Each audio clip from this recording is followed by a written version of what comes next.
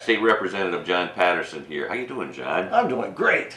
Yeah, I was worried about you coming driving in. I didn't know how bad those roads out there were, and you made it always on time. Always there. Have to be careful, a little careful today. I'll allow a little extra time. Yes, exactly. I've been preaching that all morning long because especially the side streets are very, very icy out there. But it's that time of year. Like you said, it's the last. Last Monday. Yeah, yeah. How'd that happen? I don't know. I don't know. You know, the other night at dinner, Michelle and I had a couple over, and one of the guy said, the husband said, you know, I think John Patterson is trying to reinstate homestead exemption the way it used to be. Is that correct? That's correct. That's correct. Can we talk about that? Because mine kicked in. I was just under the radar, so I got it through. Mm-hmm. But and it showed up on my taxes this time. So, yes. But there were changes, John. Could you explain that? Well, it's part of the overall tax plan that the governor initiated in the last budget cycle. And you did see an income tax cut. Mm-hmm. You will see that. But we did see statewide a 1/4% increase on the sales tax. Now you might say, well, what's that have to do with homestead? Well, in order to do that and increase the budget by $8 billion, you have to make up the difference somewhere. So the idea was that the homestead exemption would be tightened up a bit, grandfather those who are already in, but make it essentially a lot more difficult for new people to qualify. Now here's the rationale behind it, and I have problems with it, but it's something that we need as a state to talk about. Mm-hmm. We have an aging population. Right. And 2 weeks ago, just today, when I was in Columbus, I had a researcher in my office who was sharing with me, and I have the numbers for you, future projections of the state of Ohio in terms of population aging. By 2030, for example, Ashtabula County will have more people 60 and older than we will of school age. No kidding. And here are the ramifications of that. Typically those retirees are soon to retire, but once they hit retirement, pay no income tax, local income tax, which means there is more of a issue for the local government and the schools to collect additional revenue. And what's more, they typically don't spend as much on material items. So they contribute less in the form of sales tax, which means that revenue has to be accounted for. They do, however, have increased health expenses, which typically aren't taxable. Now, here's why that's important.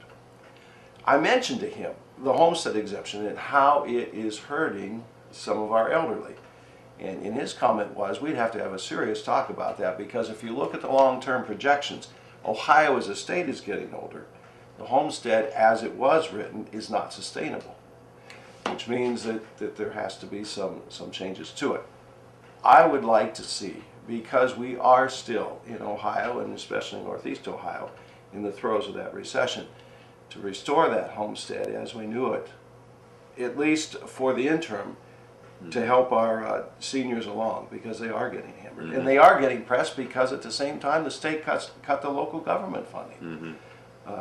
So that is an issue. And I was a co-sponsor, and we're looking to introduce legislation again to restore the homestead exemption. It didn't go anywhere last session, but we're into a new session now. Do you think, of course, it always takes time with government to get things through. Are we talking in a year maybe, or? Well, and that's something I wanted to talk to you about. The governor is set to unveil his new budget for the next 2 years. Correct. And although I cannot prove it, my senses tell me that there is going to be some significant tax reforms across the board. He has indicated that he wishes to cut the income tax even further, or in some circles, some of my fellow legislators want to eliminate totally.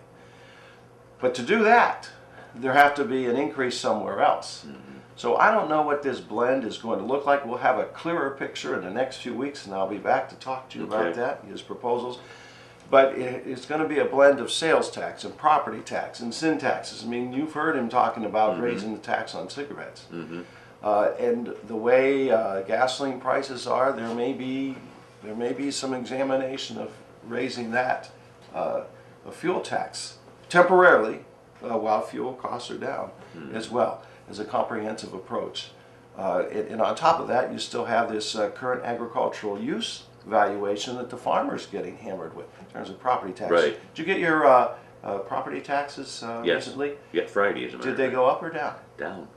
Why is that, do you suppose? And you're happy, right? Very happy. Okay. It was Why? significant. Why is that? Partly because the homestead's on there. Yeah. And there was a reduction, a pretty good reduction, on the taxes. And How do you explain that? I can't. I can't. Okay. Because the pot that feeds the local governments and the schools is comprised of residential, which is you, and agriculture, which is our farmers. Well, if we're collecting the same amount of money, and agricultural valuation rises to hit this same number, the residential side is going to Go down. decrease, and that's what it is. Our farmers are paying more, and the residential side of it are actually going to pay That's less. the answer for that. That's I learned more in 5 minutes here than I That's why I'm here for you. I guess.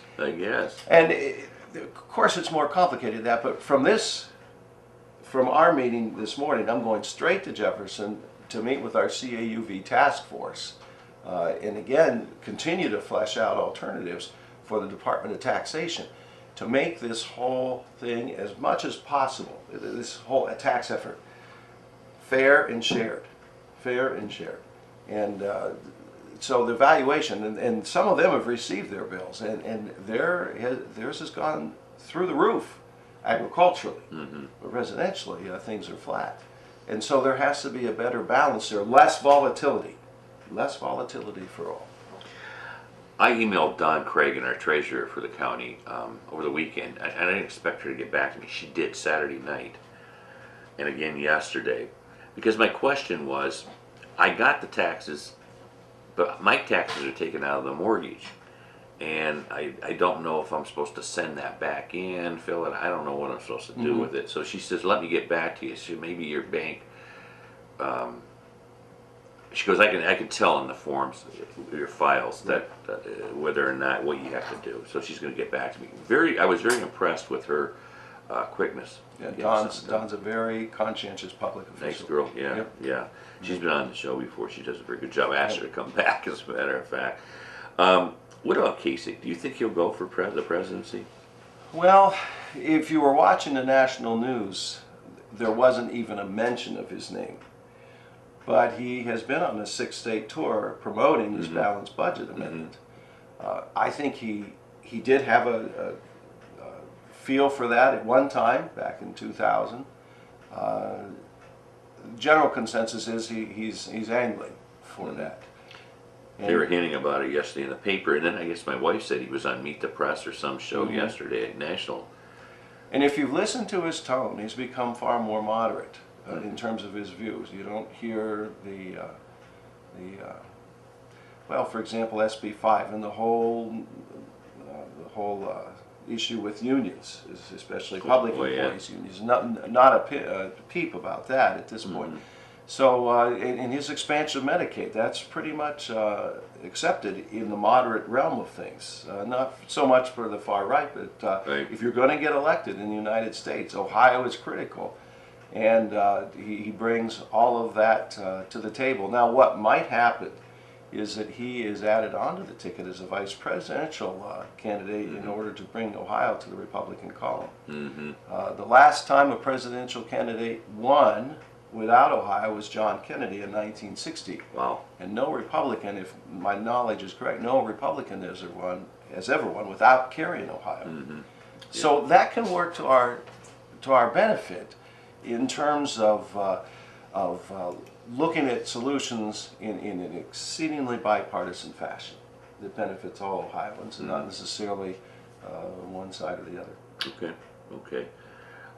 Yeah, it was Kasich, wasn't it, that got into all the trouble and shot himself in the foot about the unions? Yes, that's correct. That caused a major major controversy. Yes, yes.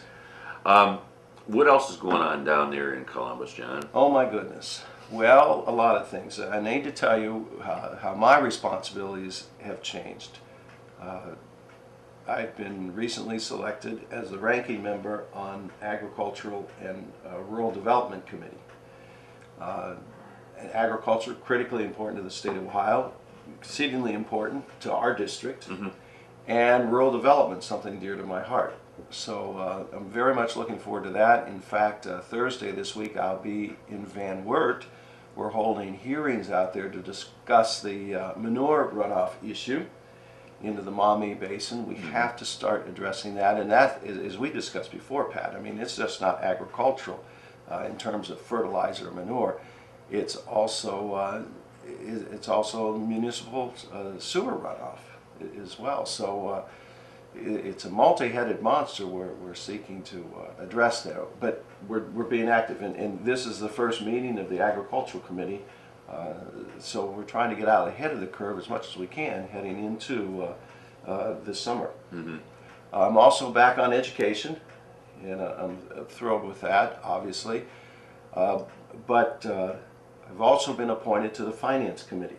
Wow. And that is going to involve a great deal of time and effort. And within the Finance Committee, I am on the subcommittee for primary and secondary education funding.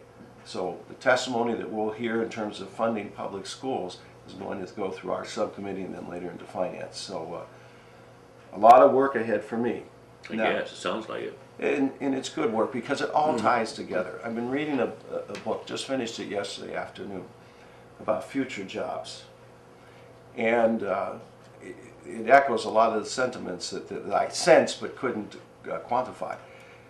Pat, let me ask you this, or listeners this. How many per day baby boomers are retiring out of the job market on average? Have any idea? You know, I heard a stat on it the other day on the radio, but I'll be honest with you, I can't remember what it was. But I would imagine it's quite high. I don't know. 10,000. A day? A day. A day. And we don't have enough trained people to fill those ranks. So what's happening? You hear about people who are retiring and coming back to work, double dipping, so to speak. Or you hear about people who are working beyond. They want to retire, but employers have sweetened the pot a little bit to keep them on because we have a labor shortage. Now, not necessarily, although it's coming, the numbers are coming, but in terms of those who have the appropriate training and education to fill those positions. So we have, on one hand, and this is a nationwide trend, a glut of jobs that are open. At the same time, there are a lot of people who would like to fill them but cannot due to education or lack of training. So, what do we do about that? We must, as a culture, once more, there are three things we have to do. We have to value education. And that can be as simple as reading a magazine or a book, or it can be going to the library or the OSU Extension office and meeting with fellow people to talk about certain issues. Watching the Pat Williams show, for example, to keep those brain cells being stimulated. But we have to evaluate and stretch ourselves in terms of education and model that behavior for others, but especially for our young people, so that they know that we value what they're doing in school is important. Right. Secondly, employers have to also value education and allow for their workers to be retained and have an interest in that. So if we as employees value education and we're willing to be retained and retrained and our employers value it as well, that's a healthy combination to make.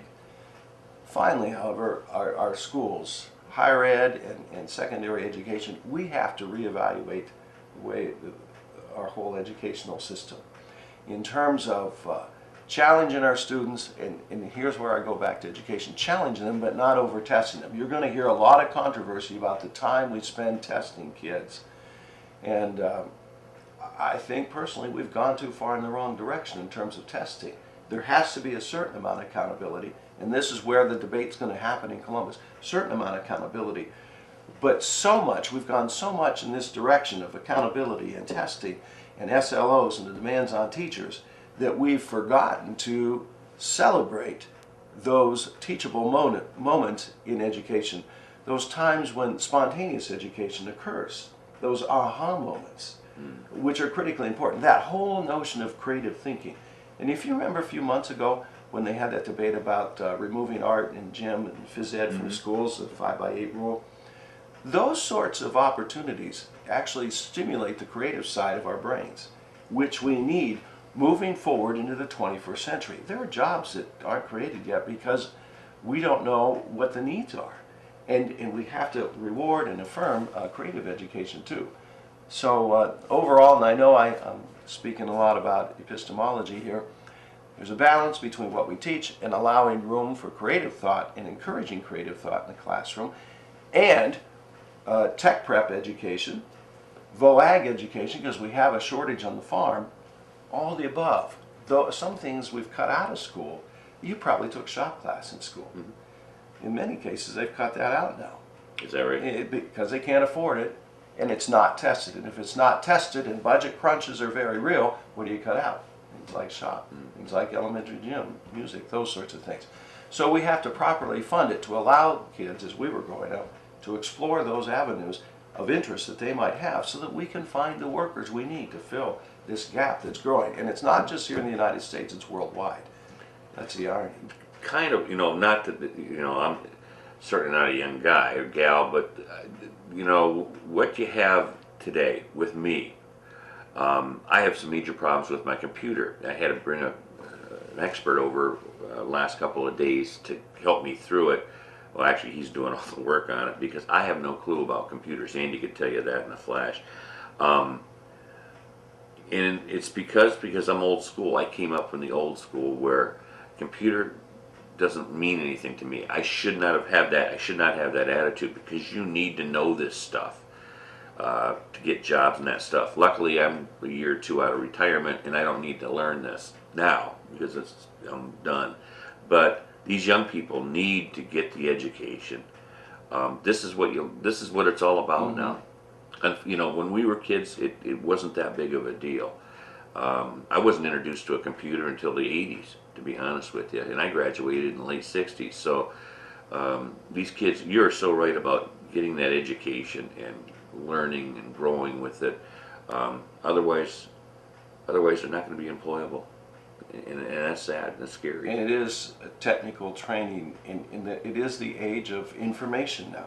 We've gone beyond, if you think historically, the age of agriculture to the industrial age. And now it's about information and being able to store it and share it and innovate. I'm working on a project in Geauga County, and I want to just share briefly with you. You know about the Ledgemont School District and their financial woes. Well, they are seriously looking to transfer with Berkshire and debt forgiveness, and in fact, they may be moving in that direction within the next couple weeks. That quick? Or sooner. They have a meeting tonight at Ledgemont to discuss that. But Pat, that's not the big picture. They're also talking about Cardinal and Newberry coming together, consolidating with Ledgemont and Berkshire to form a school to be located on the campus of Kent State Geauga. Really? So that you could have a seamless transition to the college part if you want. We would build a vocational component there, a tech prep component, an incubator so that private business would be a partnership between private business and industry and the high schools, so that those kids would have on-the-job training while they're in high school taking classes. They could have the classes, a mixture of Kent State classes too, so they can make a seamless transition into the workforce to fill the positions that they have in Geauga County. Wow. A STEM school. Now, my desire is to make it a STEAM school, adding art, science, technology, engineering and mathematics, and the arts, because the arts is for the creative side of things. But we're seriously considering that and moving forward on that project in Geauga County, and that's the way we have to be in the future. We have to be able to look at regional centers of innovation technology so that we're constantly reinventing ourselves. But you have to have We have to have intellectual curiosity to do just that. Now, when you said that you weren't going to worry about the computer, you were breaking my heart there. Why? Why? Because if Pat Williams doesn't want to learn about the new technology, then why should his children or grandchildren? Because you're a role model in your family, right? Well, yeah, but my my son. I'm taking you to task on public TV. That's all right. Yep. He's very good with computers Right. and that sort of stuff. And now, that was what I was going to throw at you. Okay. These kids today have cell phones and all these other things going on when they're very, very young, which Right. we did not have. Yes. So maybe I'm preaching to the choir here. Maybe they already have it in them that they want to move on and learn more about computers than obviously I did. Right. So maybe I'm off on that. Maybe they already are aware. Maybe we got to learn more about this. And a lot of them are self-taught. I mean, a lot of them. I had a guy over the other day who is never had a class, but he can take that computer apart and put it back together. Right. You know. That can be done. Yeah. But now let me challenge you. Okay. You have a burning desire to learn about other things, do you not? Mm-hmm. That's what I'm talking about. That educational, intellectual curiosity and modeling that. It may not be computers. I was just trying to get a pry in there, but it may be something else that you're dying to learn more. Oh, I have the reason I've lasted so long in this business is because I'm curious about everything. I want to get the answers. I want to find that stuff.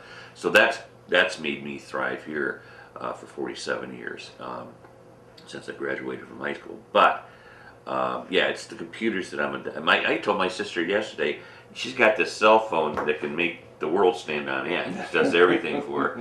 And I go, I don't even like to use a cell phone. That's how backward I am as far as that kind of technology. And that's probably wrong. We've got guys in here that are fantastic at it, obviously. Right. You know, that's what they do. And we don't have to be great at it, but we all ought to. And I struggled too. But now I use a cell phone, I use an iPhone, I have a brand new iPad. And if I can do it, anybody can. When you leave here today, we always set up the next interview. And I think you put it into your phone. I do. And see, that I don't have that capability on my company cell phone. It's just for emergencies and that sort of stuff. But yeah, I've noticed that. I noticed Debbie Newcomb the same way. And Chris Naylor, when she's here, punch it right in, and that reminds them of their interview. That's right. And I think with your schedule, I'm sure you have to have something like that. Yeah, in the old days, and some of my fellow reps still have a card that's printed out every day. Really? But and I started to use a notepad, but I found that it's just easier. Now, do I worry if I lose my phone that my life's going to be out the window? I have it backed up on a cloud with access on my iPad. There you go. So it's covered. critically important, yeah. Now, I always worry, well, who might hack into this? And you know, not that it's important for me, but you worry about those things. It sounds to me like you've been pretty busy. Yes. You know, when you're getting and we're lining up here, yes. Hi, you're on the air. Good morning. This is Linda Thompson. Hi, John. Hi, Linda. Just a minute, sorry. Thank you for doing such an excellent job. Appreciate it. You're welcome. Well, the first thing, this is something different, but I want to ask about this, the building and stuff in the rural areas, the septic systems. Yes, go ahead. And how expensive it's going to be for these people that are going to want to build homes and stuff. It's going to be it's really going to be bad. So are they ever going to work on that to make it better so people are going to be able to build homes? It's getting really bad. And I know a lot of people that have land and were planning on building homes step back a little bit on it. So what's going to be done, if anything? Thank you. Okay, Linda, thank you. Well, it's amazing that question came up because just last night I got a similar call from Geauga County, and the health department. Now you know Ray Saporito from Asheville County, right? His counterpart in Geauga County is Bob Weisdack, who actually lives in Jefferson. Okay. So here's what's happened. new sewer regulations, septic regulations came out, and they're being implemented As we speak. as we speak. And the legislature, basically what happens in general terms, the legislature will pass a law and then allow the administrative agency to come up with the specific rules. Well, in this case, we want clean water, we want to eliminate some of the runoff. So the agency came up with these rules, which are far more restrictive. And she's right. In some cases, it's going to cost a boatload of money to install these systems, which may not be necessary. So there is some rumblings. In fact, I had a conversation just the other night with a fellow representative. In fact, she represents Sarah LaTourette, the congressman's daughter. She represents the other half of Geauga County now. We had a conversation about this very issue and what can be done to address growth, because we need to have growth, but we also need to protect our environment, and we have to approach this in a common sense fashion. Now, Ray Saporito will tell you that some of the installers were able to create and influence those who were writing the rules to make them more stringent, to increase the likelihood of needing those upgrades to stimulate the economy in their neck of the woods downstate.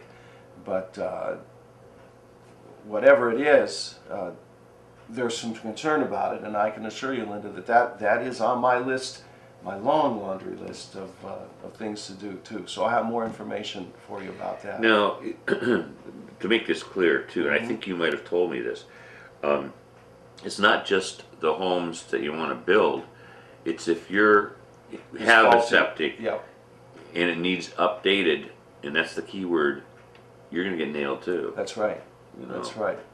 Because when I lived in North Kingsville, I had a septic situation there, and it was fine because it was a newer home. But if I was still living there, it would be probably about 15, 16 years old, and then you don't know if it's going to need an update or whatever. And yeah, it can be very costly.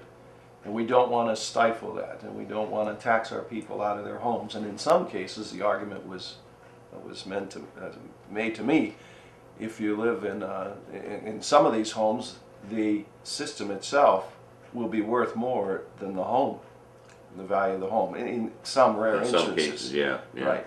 Definitely in some cases, the value of the land, Right. Without any buildings on it. Now, why would you have a sewer system without a home? But the point of the matter is, they're going to be very expensive. And I wonder how many people, because there was one of our councilmen spoke out about this in December and said if you can be grandfathered in if you get it done before January 1, 2015. And I wonder how many people went out and got it done so they got the old rate. Right. I'd like to know that. I don't have any figures on that now, but yeah, Linda brings up a very, very interesting point. And it's important for us because we have obviously the largest county in the state, and the odds of us installing sewer systems around Ashtabula County in our lifetime are slim to none.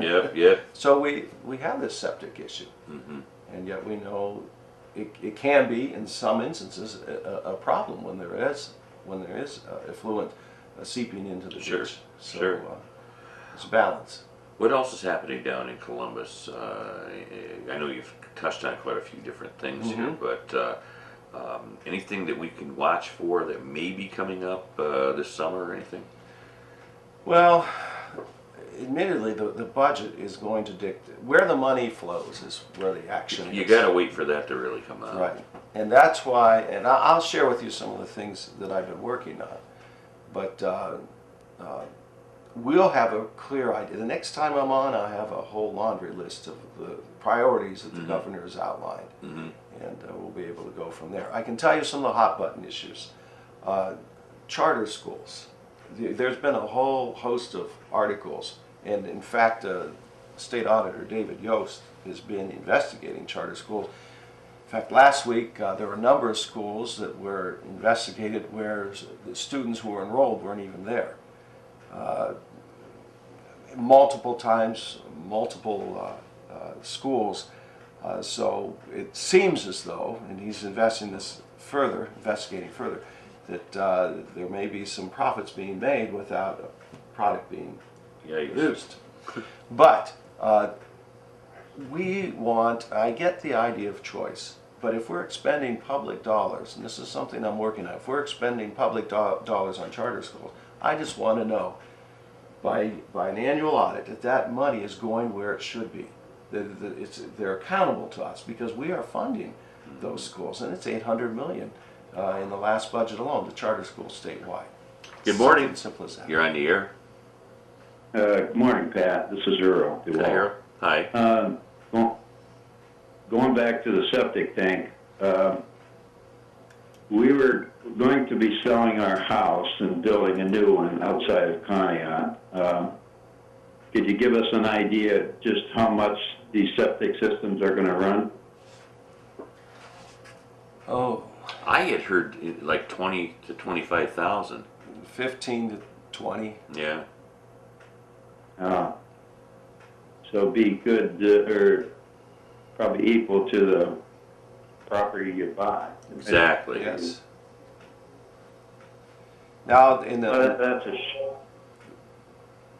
go ahead, Earl. well, I understand the the idea of it, but boy, I'll tell you what, there'll soon be a monopoly on that, and the prices will quickly go up, and you're basically hurting people.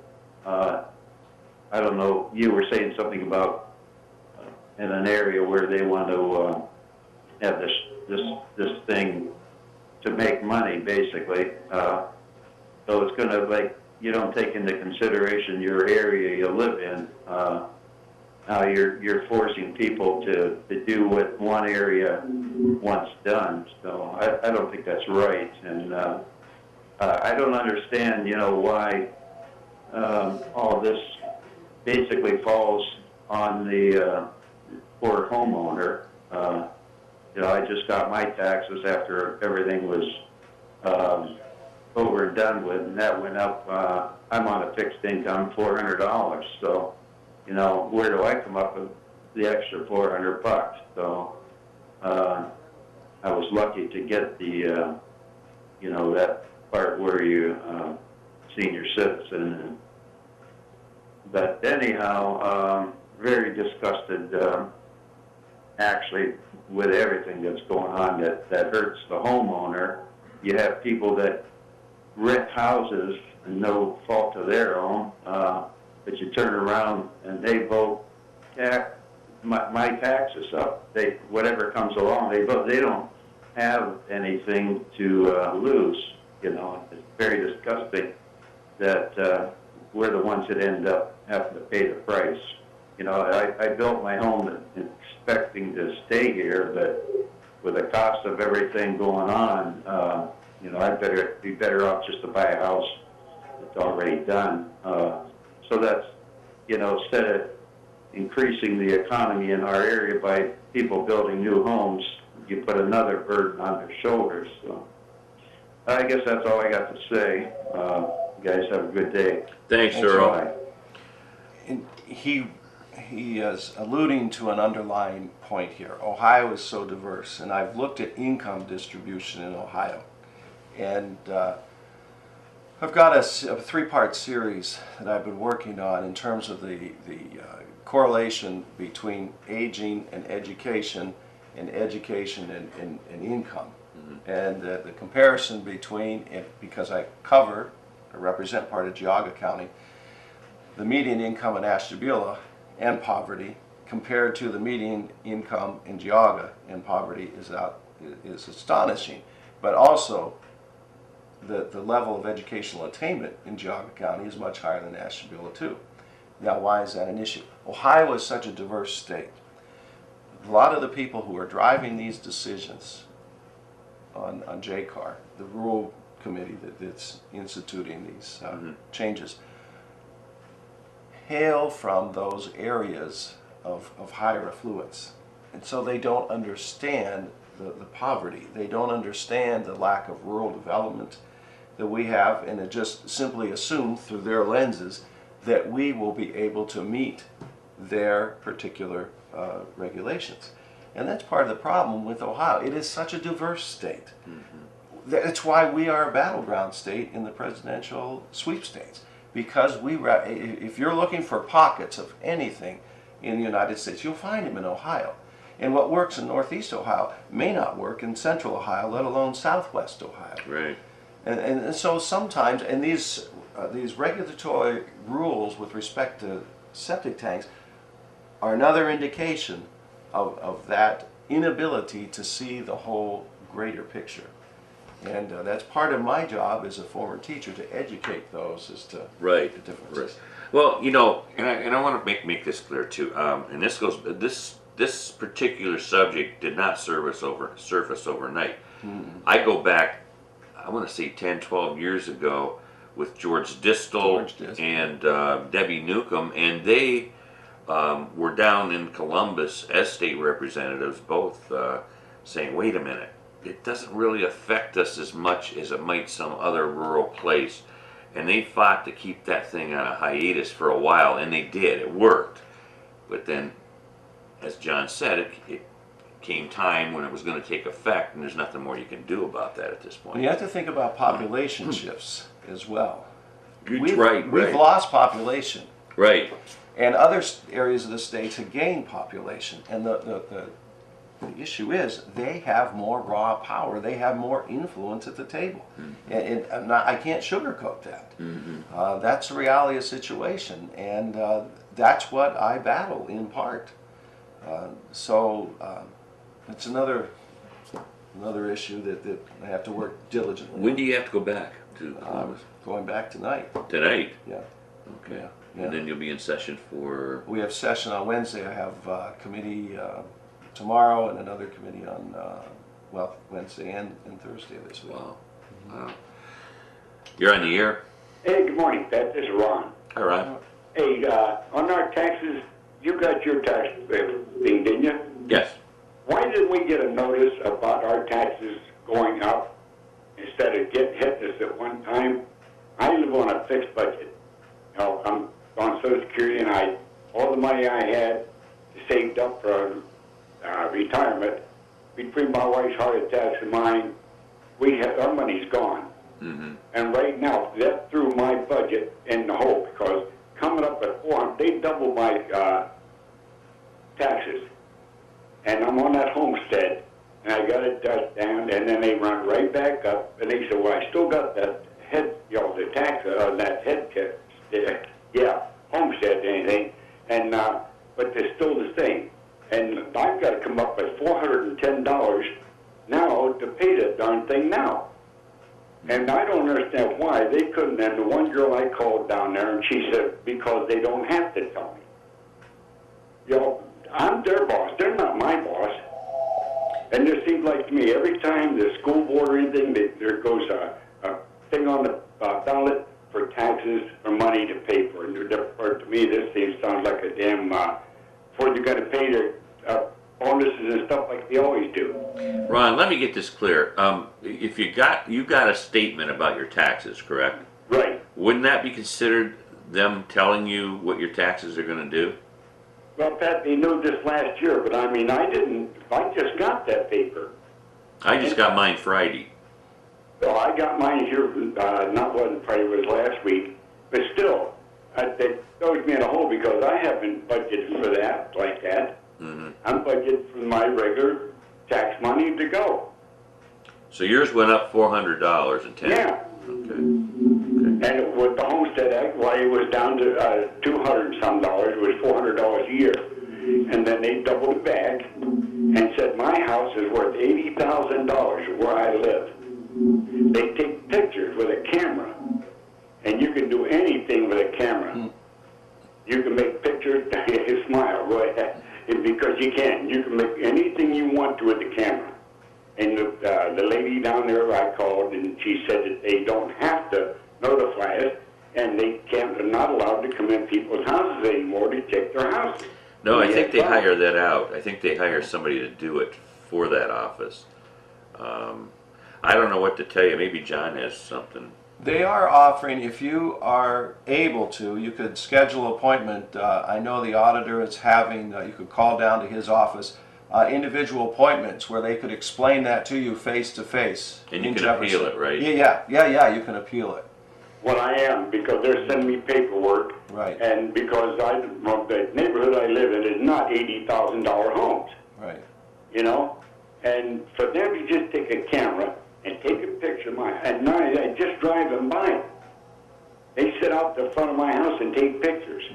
You know? And to me, that is not a good deal about telling you how much your property is worth. Now, my house is over 100 years old, and I haven't got the money to improve my house the way I would like, because of when I got the heart attacks and everything, I don't have that money anymore. Sure, we understand that. Yep. You know, but it seems to me these politicians that's in our government, why they're not doing the work that we're hiring them to do. We're paying them a lot of money over the years for them to do something and are not doing what we're paying them to do. And you look at Eisenhower, when he was in, he didn't run for a second term, and he said if this country, the people in this country did not get off their hind end and do something about it, this country would be an industrial nation, and that's exactly what it is today. Industry companies run this country. We don't.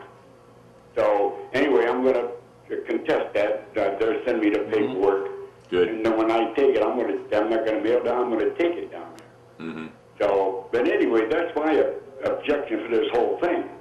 You know, when they need money, they put it on a ballot to get it, or they can take and put you on the taxes, raise your taxes without being notified or anything. And to me, that should be against the law for them to do it without having to go through the public. People that can, you know, they need to take into account for what they're doing. Okay, Ron. Okay? Yeah. Thank you guys Thank very you. much. And you Thanks, guys have Ron. a good day. Thanks, Do the Ron. same. Bye-bye. Wow. I understand, you know, and he's gone through all the savings because of Yeah. illnesses and stuff, and that happens, and I can understand why he's upset. You know, course. that happens. Absolutely. In fact, that's, Pat, why this country was founded, isn't it? Yep. Unfair taxation. Yeah, exactly. It's an ongoing problem, and that's the balance. For people to survive, we need public services. We need an educated workforce. To carry on democracy, if nothing else, we need roads, we need bridges, we need infrastructure, and it comes at costs. But the trick is to construct a tax system that is fair and shared. And that's always the riddle we face. Morning, you're on the air. Hi, Pat. Hi. I wanted to talk to John Patterson about the new plant that they are wanting to build in Ashtabula. Yes, I was hoping you'd bring this up. As I understand, they are having only 30 jobs, and they want to dump into Lake Erie. Now, I read about the chemicals that they want to dump in Lake Erie. Now, you're talking about septic systems, and we're talking about the water plant dumping. In our own Conneaut, they have stopped testing for mercury and phthalates. Phthalates is one of the things that's in fracking injection liquids, and that's also going to be in the plant along with numerous other chemicals. Now, what's going to happen is they're going to put it into the lake, and as I understand it, there will be a culvert running into the lake. That waste will be moving toward Conneaut along the shore. And why would we want to put more chemicals into the lake when the lake is already having a problem with algae blooms, and that's our only source of drinking water and bathing and whatever. And not only for us, but for other parts that draw from it. I can't understand it. Why the EPA would allow such things to have it go into the lake doesn't make any sense to me. Okay. And why they're testing for less and less chemicals in the lake. I mean, they seem to be concerned about bacteria, but there's, I can't think of the name of it, but there's a big problem with the poisonness from these chemicals dumping into the lake. and it's becoming more prevalent. Mm-hmm. I'm sure you've read about it, or Are you referring to the ones that come off from the algal blooms in the western end of the lake that are highly toxic? I'm talking about it can be any part of the lake. Mhm. There are places where they are, not just the western part of the lake, and we tried for years paying to get the lake cleared up, and now we're going to pollute more. It doesn't make any sense. Mm-hmm. You know, and why this company that's going to do it is an LLC based in Great Britain, Right. and has numerous other titles. And we're here. It's going to affect the port. It's going to affect our tourism. You know, the lake is not healthy right now. So Okay. I think it's important for people to know this. Right. And I was Yeah. just going to bring this up to Pat as a local issue. Okay. Thanks, Judy. Thanks, So you're Judy. working on it? Yeah. Okay, great. Mm-hmm. That's good. Okay. Thanks, We Judy. appreciate it. Okay. Thanks. Thanks. Bye-bye. Bye-bye. So here's the backstory. There is a firm, it's called Velocis, who bought out another firm called Pinto. So Okay. they've been looking at the site in Ashtabula across from Plant C to build a plant that would take natural gas and turn it into liquid diesel fuel. Now here's the upside of the process, and I've seen and smelt this diesel fuel. Okay. It is absolutely clear. It has a very long shelf life. It doesn't decompose like gasoline or such Right. and diesel fuel. And it burns clean. It's just incredible. It has no smell. You know how diesel has it? This is odorless, essentially. And the upside is it would help us to become more energy dependent from foreign oil. Okay. Okay, so that's the upside. Here's the downside. The process, and they have a plant outside of Columbus that I have not visited yet, but I will. Uses volumes of water that are just, I mean, their discharge is something like, and don't quote me on this, I think it's over, my gosh, I forgot, the meeting was last week. It's an incredible amount of volume of water that they have to use in this process for cooling the boilers and such.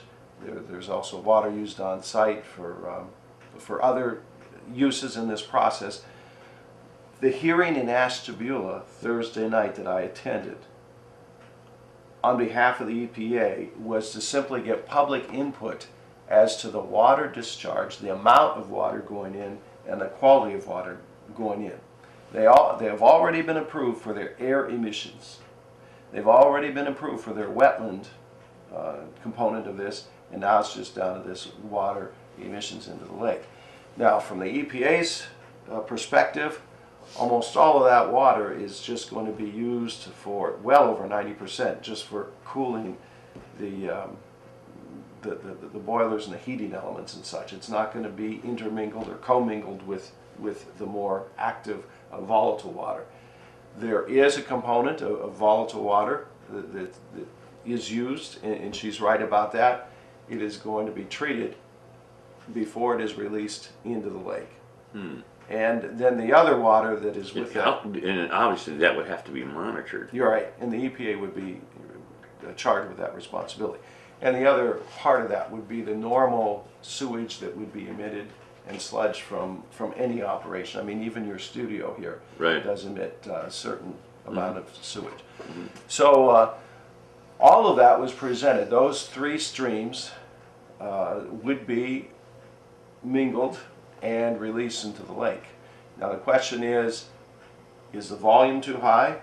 That's what the EPA is examining right now. And would there be contaminants in it? Could that shut that project down? It could. It No could. kidding. And if they don't get the permit. And the other thing is the heat of that water, thermal pollution.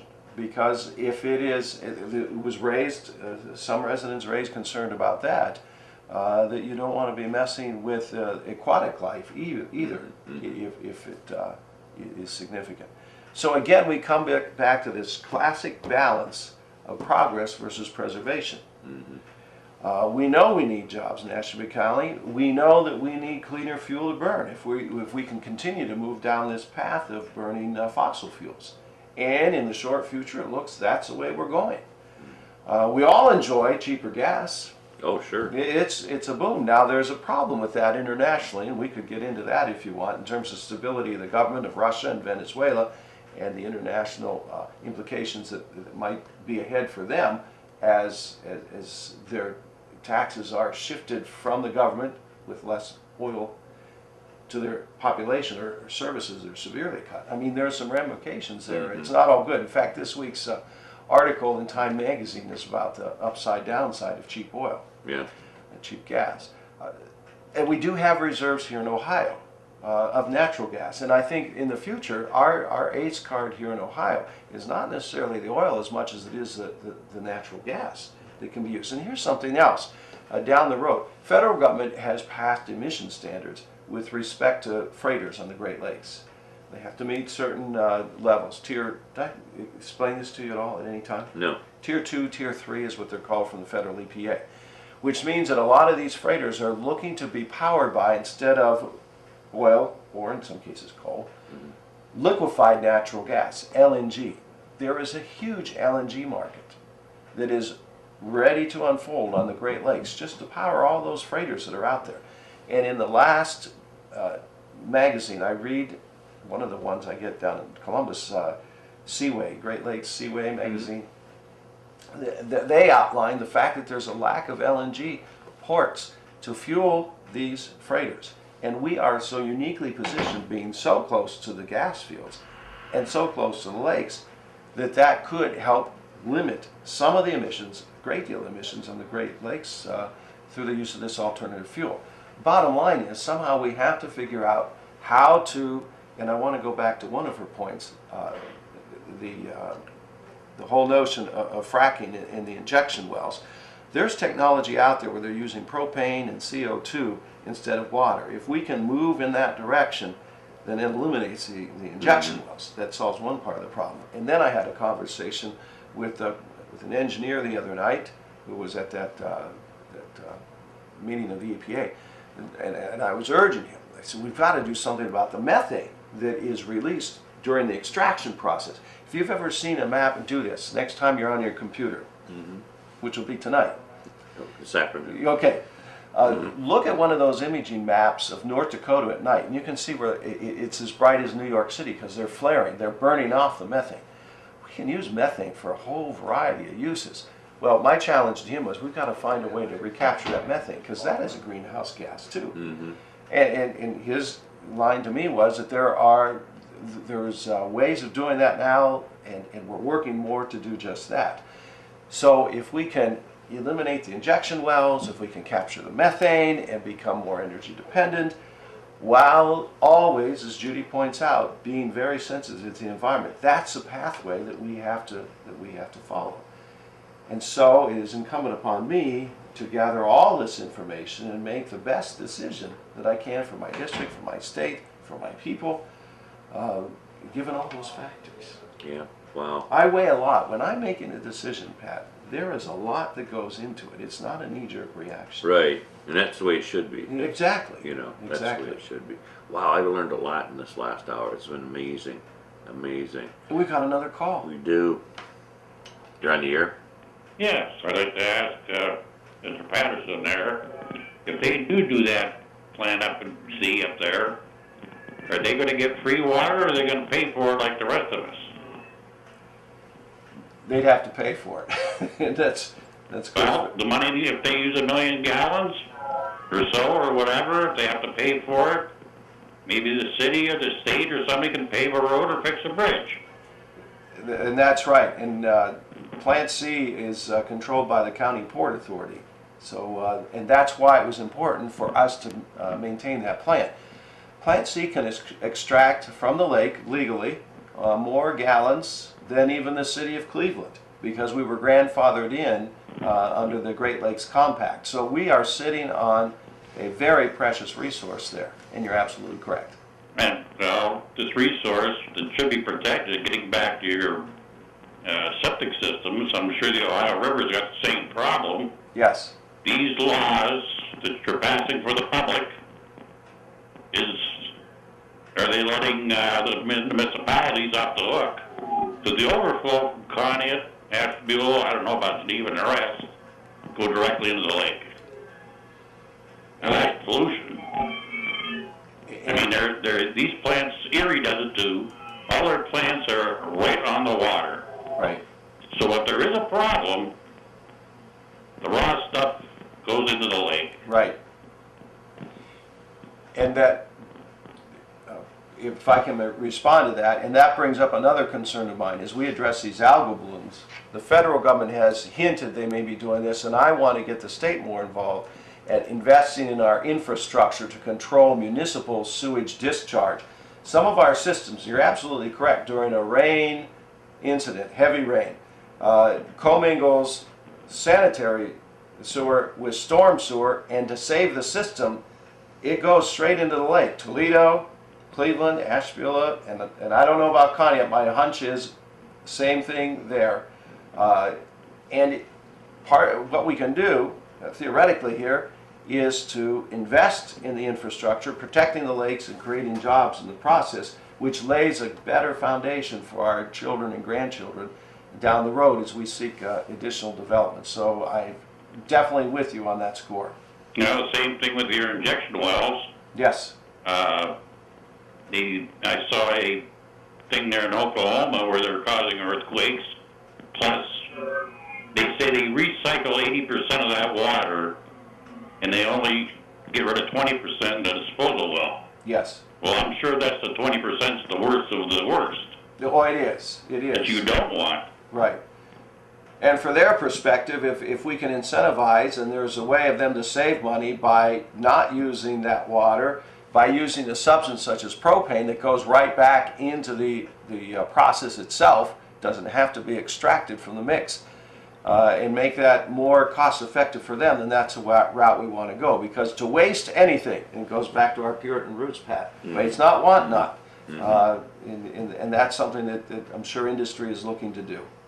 I don't know about mankind, because we got it going over our heads with this climate going up, and we're trying to kill ourselves under our feet. I know. We have to have faith, though, right? Because it's all built on faith and hope.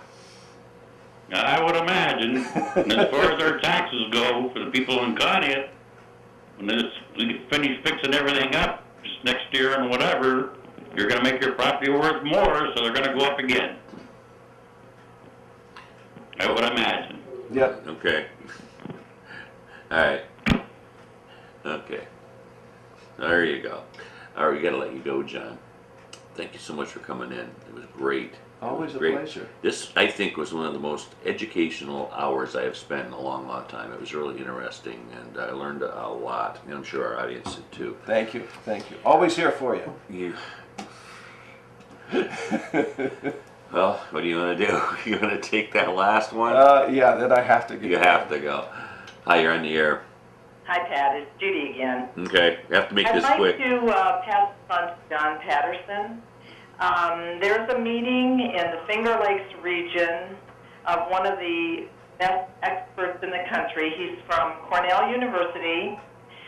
He's worked for not only oil, but gas, and also he's giving a speech there. And I believe it's February 4th or 14th. I'm not sure the exact one. His name is Anthony Ingracia. And if John could try to attend that, that would give him a lot of background about the oil and gas fracking. He's well known. He teaches at Cornell. I don't know what his schedule is, but I imagine he's in session at that time. I know I'm in session on the 4th, and I'm already committed on the 14th. Yeah. You can't go for that because it's important to know for your region. When I'm in session, It's We'll impossible. be taking votes. I'm responsible for that. That is, I mean, it's important, Judy, what you say, but I'm also charged with attending and passing laws and being part of that process in Ohio. When the two conflict, my constitutional commitment is greater to being in session, Well, that would be in the day. and that's when session is. Yeah, they aren't modern enough to allow you to read the things and vote. No, we have to be present to vote. We have to Okay. be physically present. Alrighty. Okay. Well, maybe you could send somebody else that. Yes, or if you could get a summary of his presentation, that would be more than welcome. I would, or give me a contact person. I could, or a contact number. I Okay, would maybe they're give it. videotaping. Yep, that would be Right. great. There you go. They might do that. Sounds great. Thanks, Judy. Bye. Bye-bye.